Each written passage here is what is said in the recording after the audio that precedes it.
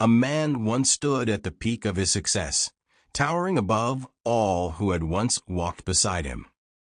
He had built his life with determination, intelligence, and an unshakable belief in his own superiority. To him, the world was a chessboard, and he was the only grandmaster. At first, his confidence was admirable. People listened when he spoke, followed when he led, and praised his accomplishments. But as the years passed, his self-assurance hardened into arrogance. He no longer sought advice, for he believed no one could match his wisdom. He dismissed the warnings of those who had once been his equals.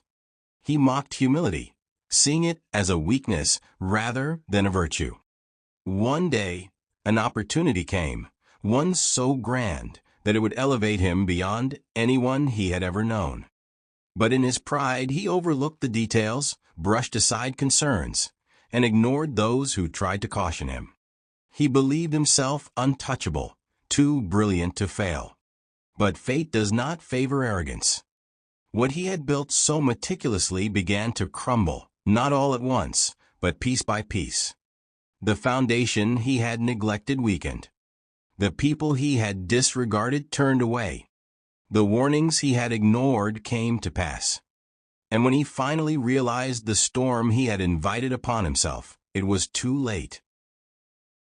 He reached out for help, but the hands that once applauded him remained still.